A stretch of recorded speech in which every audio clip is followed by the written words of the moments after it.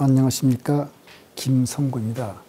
오늘은 윤회에 대한 강의 시리즈 강의 중 11번째 강의를 시작하겠습니다. 강의 제목은 제임스 라이닝거의 사례인데, 이것은 어떤 목적으로 이 강의를 하냐면은 지난 10번째 강의에서 제가 윤회를 설명할 수 있는 대안적 어떤 개념으로서 잠재기억, 그 다음에 유전적 기억, 기억착오, 부주의한 연구 방법 넷 중에서 앞에 말씀드린 세 가지를 말씀드렸습니다.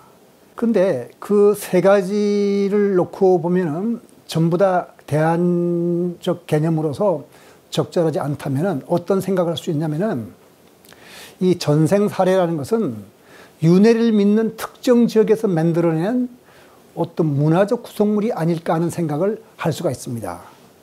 이건 또 대안적 개념과는 조금 다른 얘기죠. 그래서 이 문제에 대해서 그렇지 않다. 그 특정 지역이 아니라 그냥 전 세계적으로 이런 얘기가 전해진다는 걸 알려주는 하나의 예로서 제임스 라이닝거의 사례를 여러분들께 소개하려고 합니다. 인도에 영향력 있는 철학자로서 이상심리학의 전문가인 찰이라는 사람이 있습니다. 물론 여기서는 제가 파라사이콜로지를 이상심리학이라고 말했습니다만 이상심리학이라고 번역할 때도 있고 어떤 때는 초월심리학이라고 번역할 수도 있습니다. 어쨌든 우리가 통상적인 심리 현상을 벗어난 어떤 심리 문제를 연구하는 것을 우리가 파라사이콜로지라고 그러는데, 이 찰이가 말하기를 이안 스티븐스는 조사하는 지역에 대해 충분한 지식을 갖고 있지 못했고 너무 순진해서 주민들이 하는 말을 액면 그대로 믿었기 때문에 이안 스티븐슨의 연구는 믿을 수 없다고 말했습니다. 그러니까 스티븐슨이 조사했던 인도 같은 지역은 환생을 믿는 사회이기 때문에 인도 사람들이 하는 이 얘기는 단순히 그 문화가 만드는 문화적 가공물에 불과하다는 것이 이 찰리의 말입니다. 이 찰리의 말은 그럴듯하지만 윤회를 받아들이기 어려운 사람들이 구성해낸 하나의 추측이라는 것을 알아보는 것은 그다지 어려운 일은 아닙니다. 이미 제가 지난 강의에서 말씀드렸습니다마는 미세스 스미스의 사례를 든 적이 있습니다마는 미국과 유럽에서도 환생의 사례를 얼마든지 찾을 수 있습니다. 그러니까 이안 스티븐슨이 전생의 사례를 수집한 것은 동남아시아 국가들에만 한정된 것이 아니고 미국과 유럽을 포함하여 레바논, 터키, 브라질 뿐만 아니라 아프리카에서도 전생 사례를 수집했습니다. 그러니까 특히 유럽에서 수집한 사례는 유로피안 케이스 오브 리인카레이션 타입이라는 제목으로 책도 출판했습니다. 그러니까 윤회를 믿는 나라들에서 수집한 것이 많긴 하지만 그것은 그런 나라들에서는 사례를 수집하기가 상대적으로 용이하기 때문이었습니다. 사실 최면 퇴행을 통해 전생을 이야기한 사람들이 대부분 유럽이나 미국 사람들 이상 유럽이나 미국에서 전생 사례를 찾기를 기대하는 것은 자연스러운 일입니다. 실제로 그 이안 스티븐스의 제자인 짐 터커가 전하는 말에 의하면 미국 사람의 경우에 대개 20%에서부터 25% 정도가 전생을 믿는다고 합니다. 거기서 전생 차례 찾는 건 그렇게 어려운 일 아니겠죠. 그들 사례 중에서 가장 유명하다고 하는 제임스 라이닝거의 얘기를 전하겠습니다. 이 제임스 라이닝거는 그러니까 이안 스티븐슨이 수집한 것이 아니라 이안 스티븐슨의 제자인 짐 터커가 전상 사례로서 수집한 이 얘기인데, 그 유럽이나 미국에 전해지는 많은 그 전생 얘기 중에서 특별하게 제가 여러분들께 제임스 라이닝거 얘기를 소개하는 것은 사이비 과학을 타파하는 데 힘을 기울이는 잡지 스캡틱의 발행인이자 편집자이면서 또 천국의 발명의 저자인 마이클 서머가 자신이 접한 얘기 중 가장 유명한 얘기라고 하면서 이 얘기가 사실 제임스 라이닝거의 얘기가 일종의 잠재기억 내지는 기억착오라고 비판을 하고 있기 때문에 한번 우리가 검토해보자는 뜻에서 이 제임스 라이닝거의 이 얘기를 소개하려고 하는 겁니다. 제임스 라이닝거는 전생을 기억하는 미국 아이로서 그 라이닝거의 제임스의 아버지가 소울 서바이버라는 책을 써서 자기 아들에게서 일어난 일을 세상에 알렸고, 짐 터커가 이 제임스 라이닝거에 관해서 자세한 조사를 하였고, 미국 ABC 방송에서도 방영된 사례입니다. 그리고 넷플릭스에서도 제임스 라이닝거와 짐 터커의 인터뷰 장면을 볼 수 있는데, 여러분들도 아마 흥미 있으면 넷플릭스에서 한번 찾아볼 수 있을 겁니다. 이제 제가 말씀드린 내용은 짐 터커의 보고서 엑스플로 볼륨 12에 나오는 건데, 그 다음에 ABC 뉴스에 바탕을 둔 것인데, 제가 지금 말씀드린 것은 짐 터커가 이 보고서에서 하는 얘기를 그대로 인용한 겁니다. 그러니까 짐 터커가 말하기를, 제임스는 브루스 라이닝거를 아버지로서, 그다음에 안드레아 라이닝거를 어머니로 미국 루이지애나에서 1998년 4월 10일에 태어났다. 이 라이닝거가 22개월 되던 2000년 2월 처음으로 눈에 띄는 일이 일어났다. 뭐냐면은, 그때 그들은 텍사스에서 살고 있었는데 그의 아버지가 제임스를 달라스의 교회에 있는 카바나 비행 박물관으로 데려갔다. 제임스는 비행기에 매료되어 어쩔 줄 몰랐는데, 특히 2차 대전 때의 비행기를 보면 더 그랬다. 3시간 후 그들이 떠날 때 제임스는 비디오와 함께 장난감 비행기를 갖게 되는데, 그 비디오는 미국 해군 비행단의 고개 비행에 관한 것이었다. 이거 지금 짐 터커가 그 보고서에 쓴 걸 제가 그대로 읽어드리는 겁니다. 그는 비디오를 보고 또 보고 하였다. 이럴 즈음 제임스는 악몽을 꾸기 시작했다. 처음에는 비명만 지르는 것 같더니 외치기를, 그 악몽 속에서 비행기가 화염 속에 추락하고 있어, 리들맨은 탈출할 수 없어 라고 계속해서 외치면서 허공에다가 발길질하면서 버둥거렸다. 이후 몇 달 뒤에 제임스는 자라갈 때는 부모와 여러 번 꿈에 관한 대화를 했다. 그는 그것들이 과거에 일어난 사건들에 관한 기억이라고 암시했다.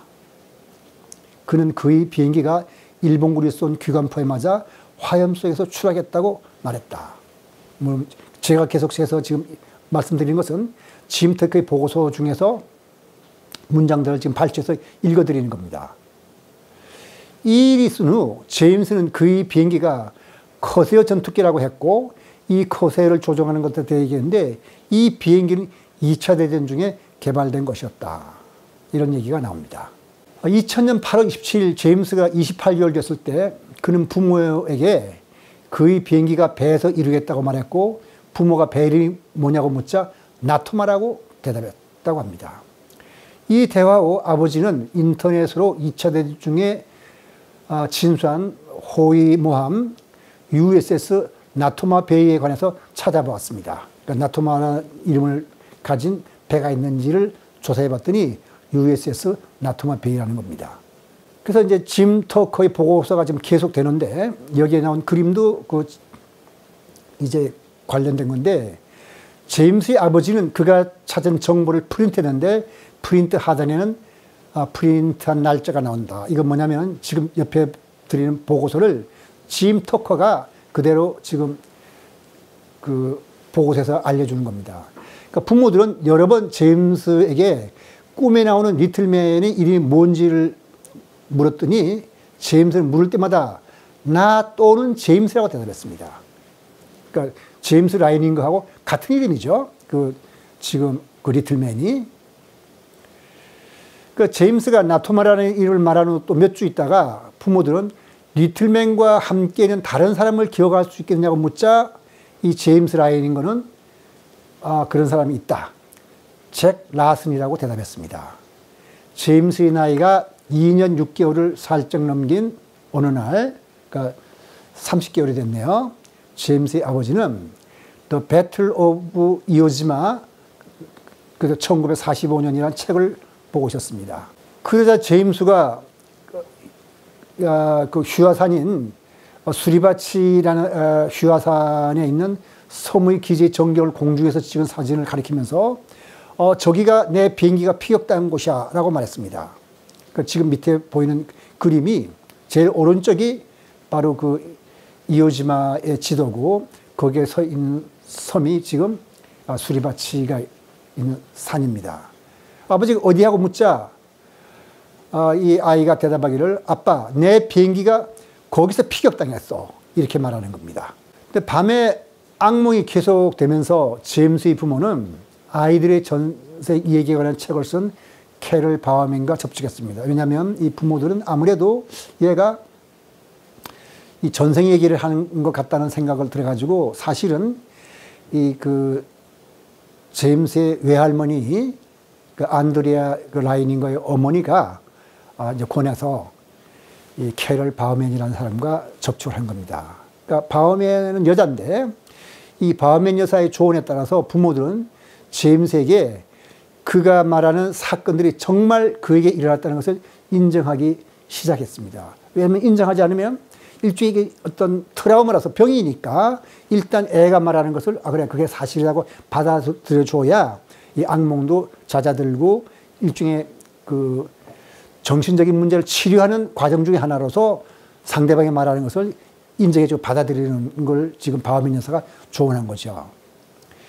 근데 그때 거기에 덧붙여서 뭐라 하냐면은 그래 그런 일이 있었겠지만 그것들은 과거 일이고 제임스 너는 지금 안전하다는 걸 강조하면서 제임스가 말하는 것을 인정하고 받아들이게 된 겁니다. 그랬더니 정말 악몽은 좀 덜 심해졌고 횟수도 줄어들었다고 합니다. 그리고 제임스의 부모들이 말하기를 아이가 그림을 그렸을 만큼 성장하자 어린 제임스 라이닝거는 비행기가 참여하는 수백 장의 전쟁 장면을 그림으로 그렸다고 합니다. 그리고 거기다 꼭 쓰기를 제임스 3라고 써요. 꼭. 그래서 제임스 부모가 너 왜 그 3이라고 썼냐? 그 네 나이냐고 물었더니 아니야. 제임스 3세라는 뜻이라고 하면서 4살이 넘을 때까지 계속해서 그림에 그런 식으로 설명을 했습니다. 그래서 2002년 6월 제임스의 부모들은 스트레인지 미스테리어스라는 프로그램의 한 부분으로서 ABC 뉴스와 인터뷰를 했습니다. 그 프로그램은 결코 방영되지는 않았지만은 제임스 터커도 그것 때문에 그 인터뷰를 받았기 때문에 방송국에서는 인터뷰 장면의 복사본을 나에게 보내줬다. 나는 물론 제임스 터커죠.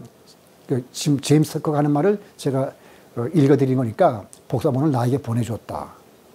그래서 2004년 4월 15일 그 다음에 또 2006년 1월 7일 그 방송을 요약해보면 이런 겁니다. 60년 전 21살의 해군 비행단의 파일로트가 태평양의 상에서 임무 수행 중 일본군 대공포를 맞고 추락했는데 지금 현재 6세인 제임스 라이닝거가 아니었다면 그가 누구인지 이름도 몰랐을 것이다. 이 지금 방송국에 나온 내용이죠. 실제로 조사해 봤더니 그 제임스 휴스턴이라는 21살의 해군 비행단의 어떤 파일로트가 그 임무 수행 중 일본군 대공포를 맞고 추락했다는 것을 이제 알려진 겁니다. 그 다음에 제임스, 여기 지금 계속해서 ABC 뉴스에서 하는 말이라면 제임스의 부모는 고등교육을 받은 현대적 부부인데 그들의 삶에서 이런 얘기가 튀어나오는 것을 좋아하지 않는다고 한다. 다시 말해서 미신적인 얘기 같은 것은 이 부모들이 좋아하지 않는다는 얘기죠. 그러나 시간이 지나면서 그들은 어린 아들이 전생의 삶이 있었다는 것을 믿기 시작했다고 이 부모들이 말했다고 지금 ABC 뉴스에 전하고 있는 겁니다. 어린 나이 때부터 제임스는 비행기 말고는 다른 놀이는 하지 않았다고 합니다. 그러나 2살이 되면서 부모들이 말하기를 아들이 좋아하는 비행기들이 아들에게 매일같이 악몽을 꾸게 했다고 하는데 제임스 어머니 안드레아가 황금 시간대 방송 진행자 크리스 쿠오모에게 말하기를 나는 그를 깨웠고 그는 비명을 지렸다고 말했습니다. 그래서 그 안드레아가 아들에게 무슨 꿈을 꾸냐고 묻자 어린 아들이 말하기를 비행기가 화염에 쌓여 추락해요. 리들맨이 탈출할 수 없어요라고 말했다고 지금 전하는 겁니다. 어느 때 안드레아가 장난감 비행기를 사주면서 비행기 옆에 뭐 붙어 있는 걸 보고서 이게 폭탄이 있다고 말하자 이 아이가 하는 말이 그것은 비상연료 탱크예요 하면서 어머니가 하는 말을 고쳐줬습니다. 그리고 그 어머니는 비상연료 탱크에 대해서 들어본 적도 없고 비상연료 탱크가 무엇인지 몰랐는데 어린애가 이런 말을 했다는 것 때문에 이 사실을 기억하고 지금 방송국에서 이런 얘기를 한 얘기죠. 짐 터커가 이 방송국의 내용을 정리해서 또 얘기를 하는데 이런 말을 합니다. 짐 터커가 정년 ABC 뉴스 인터뷰 내용을 전해주려면 이 제임스 라이닝거가 했다는 말을 이제 그대로 쓰면 엄마, 태어나기 전에 나는 파이러트였었어요. 내 비행기가 엔진에 포탄을 맞아 바다에 추락하고 내가 죽었어요. 이런 말을 엄마한테 어린아이가 했다고 합니다. 한 달 후 제임스의 아버지는 처음으로 나토마 베이에 참석했던 군인들의 침묵회에 방문해서 거기에 참석했는데 그 어린 아들이 하는 말이 제크 라슨이라는 사람이 그때 있었다는 말을 듣고 조사해 봤더니 제크 라슨이 전쟁 후에도 살아남았다는 걸 알았습니다. 그래서 제크 라슨은 침묵회에 참석하지 않았지만 아직도 살아있었고 제임스의 아버지가 곧 그를 방문했습니다. 이 제임스 라슨 역시 이오지마 전투에서 꼭 한 사람, 이 파이러트 21세의 제임스 휴스턴이 실종됐다고 말을 했습니다. 그러니까 어린애가 한 말을 바탕으로 아버지가 조사한 것과 제크 라슨이 일치하는 말을 해준 거죠. 그는 이오지마에서 150km 떨어진 치치지마 근처의 항구에 있는 수송선을 공격하기 위해 참가한 8명의 파일럿 중 한 명이었다고 합니다. 그 다음에 휴스턴이 비행기가 피격되어 추락한 그날의 비행 행적 보고서는 각 비행기 조종사가 택한 비행궤도의 차트를 포함하고 있었는데 잭 라슨은 휴스턴이 가는 비행기의 다음 비행기를 조종했습니다. 옆에 보이는 그림들이 지금 각 비행사의 비행 행로를 말하는 거죠. 그러니까 휴스턴이 나토마 베이 하면서 출격한 비행사 중 이오지마 전투에서 죽은 유일한 비행사였고 그의 자세한 행적이 제임스 라이닝거가 한 말과 일치했기 때문에 이 제임스 라이닝거의 부모들은 휴스턴이 제임스가 회상한 그 삶의 주인공이라는 결론을 이때 내렸다고 합니다. 휴스턴이 누나 안나 베르나게 그의 어린 동생에 관한 편지를 썼고 그녀 역시 그걸 믿는다. 여기서 그녀의 어린 동생은 바로 제임스 휴스턴인 거죠. 그 제임스 휴스턴에 관해서 편지를 썼고 제임스 휴스턴에 관해서 일어난 일을 얘기했더니 누나가 자기 어린 동생에 대한 얘기를 듣고 나서 그걸 믿는다고 했습니다. 제임스 터커의 기록을 계속 보면은 제임스의 부모와 몇 년 동안 산발적으로 연락을 주고받은 지 제임스가 12살이 되어갈 무렵 이제 짐 터커는 그들의 집에서 가족들을 인터뷰하느라고 이틀을 보냈다고 합니다. 그러니까 아버지와 어머니를 따로 만나고 또 제임스를 따로따로 인터뷰해서 각자가 말하는 것을 이제 비교하는 거죠. 나는 제임스 터커를 여기서 나는 제임스 터커는 말하기를 제임스의 아버지가 나토마 베이와 관련된 문제들을 수집한 자료를 담은 책꽂이를 보았습니다. 그러니까 아버지가 아들이 하는 말을 듣고 조사한 기록들을 다 조사한 거죠. 짐 터커가 조사한 거죠. 그래서 제임스 라이닝의 아버지는 가족들의 체험에 관한 사진과 연대기와 함께 휴스턴과 배에 관한 관련된 모든 기록들을 짐 터커에게 나눠줬다고 합니다. 그래서 짐 터커가 말하기를 나는 인터뷰를 할 때는 격식을 차려서 저녁을 먹을 때는 격식 없이 제임스를 관찰하고 서로 얘기할 수 있었는데 제임스 라이닝거는 굉장히 유쾌하고 협동적임을 내가 알았다. 이렇게 짐 터커가 기록에 남기고 있습니다. 자, 근데 우리가 여기서 우리가 이 얘기를 그대로 받아들일 거냐, 아닐 거냐를 알아야 되는데, 짐 터커의 고찰과 판단을 우리가 바탕으로 이제 생각한다면 언제나 속임수를 고려해야만 합니다. 이 사례의 경우에는 조작의 동기가 있을 것 같지 않았습니다. 그러니까 제임스의 부모는 제임스가 11살이 되었을 때 그들의 체험을 책으로 출판했지만 이것이 처음부터 대규모의 속임수가 있을 것을 가능성은 희박하다 하는 것이 짐 터커의 판단입니다. 왜냐하면 속임수는 잠재적 이익이 없고 친구와 가족이나 심지어 모르는 사람들로부터 조롱거리가 될 구체적인 위험도 있었습니다. 더군다나 ABC 뉴스와 인터뷰할 때는 자신들을 선전할 좋은 기회였는데 이 제임스 라이닝거 부모들은 그러지 않았습니다. 그 제임스의 부모 말고도 ABC 뉴스의 팀원들을 비롯해서 많은 사람들이 이 얘기를 조작하는데 한 패거리가 아니라면 제임스 라이닝거의 이 얘기는 조작될 수가 없다. 근데 그 짐 터커가 판단할 때 ABC 뉴스의 팀원들 전체가 제임스의 부모와 제임스 라이닝과 함께 모의를 해서 이런 방송을 꾸며냈을 수는 없다는 것입니다.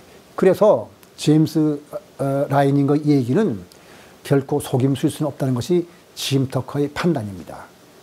그런데 마이클 서머는 여기에 대해서 이제 비판을 합니다. 마이클 서머가 쓴 천국의 발명에 의하면 거기에 책도 제가 그 172페에서 70앞지를 표시했는데 이 제임스 라이닝거의 전생 얘기는 마이클 서머가 접해본 전생 얘기 중 가장 유명한 사례이며 라이닝거의 가족을 토크스에서 만나본 적도 있다고 합니다. 그러니까 마이클 서머가 보기에 어린 나이에 비행기를 갖고 노는 것이 뭘 그렇게 신기하냐. 뭐 자기는 제 생각에 그 마이클 서머 생각에는 애가 맨날 비행기만 갖고 놀고 거기에 빠진다는 것은 뭐 그렇게 신기한 일도 아니다. 그리고 제임스 라이닝거 기억이 그다지 확실한 것도 아닌 것 같다. 왜냐하면 그때 만나봤으니까.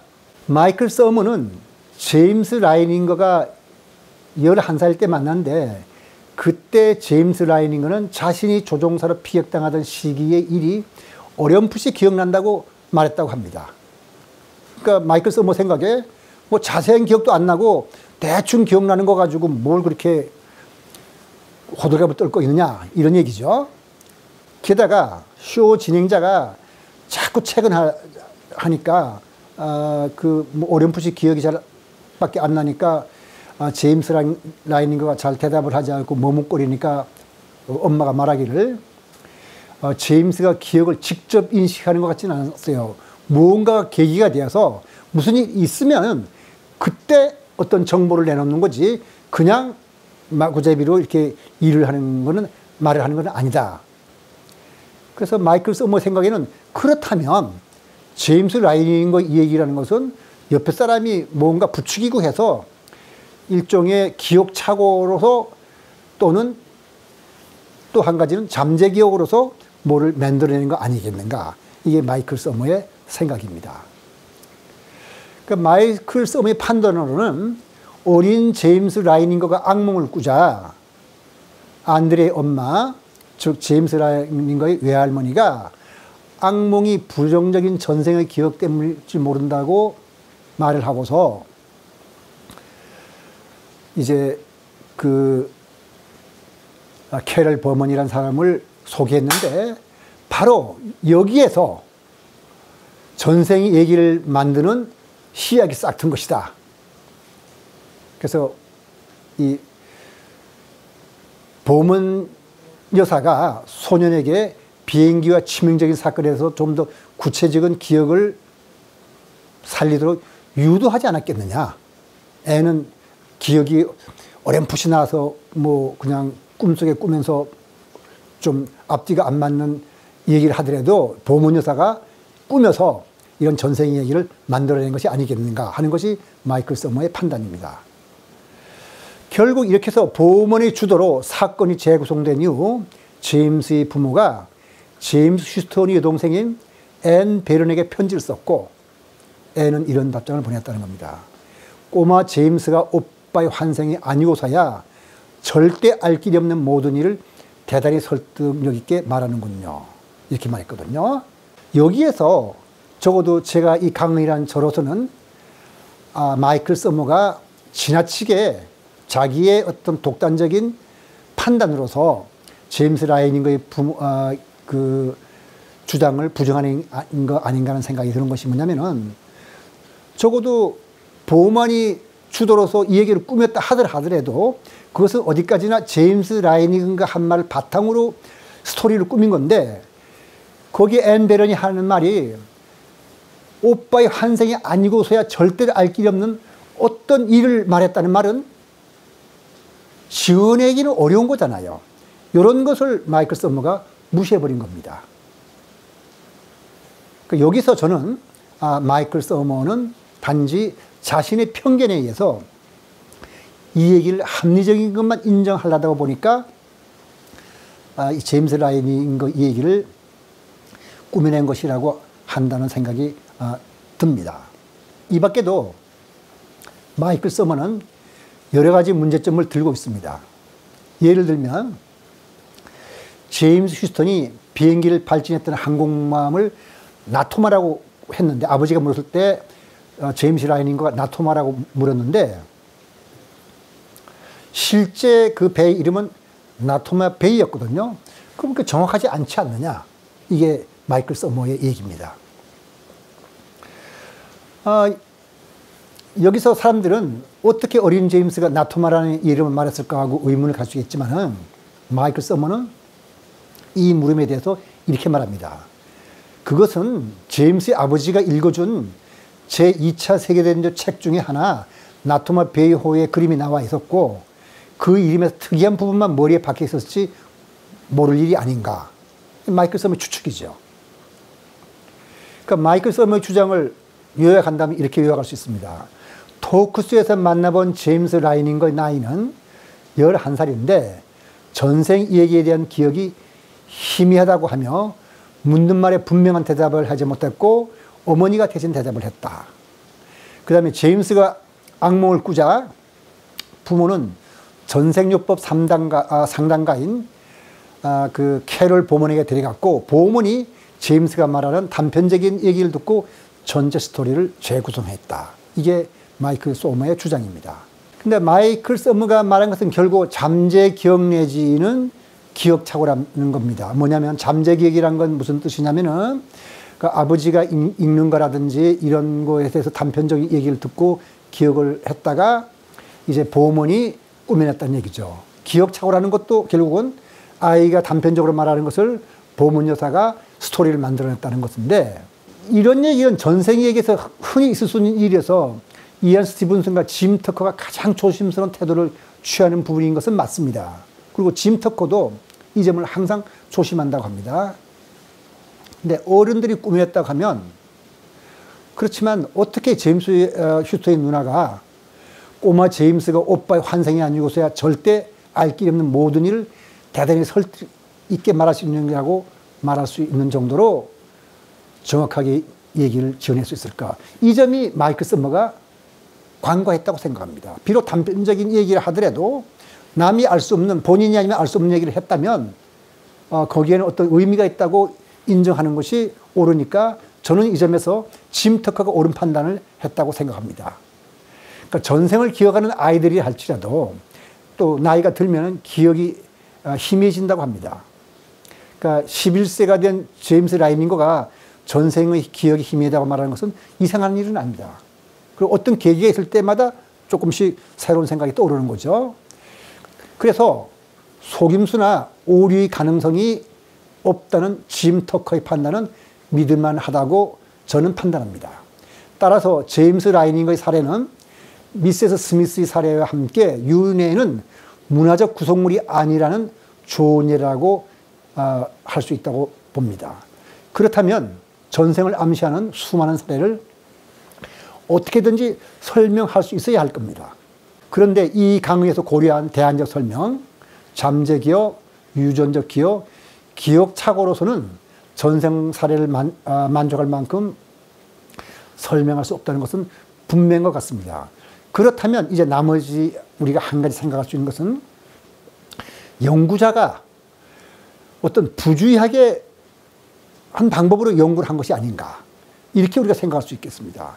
그래서 오늘 강의는 여기서 마치고 다음 12강에서는 전생 연구에 있었을지도 모르는 부주의한 연구 방법이나 오류 또는 속임수의 가능성에 대해서 살펴보려고 합니다. 오늘 강의는 여기서 마치도록 하겠습니다.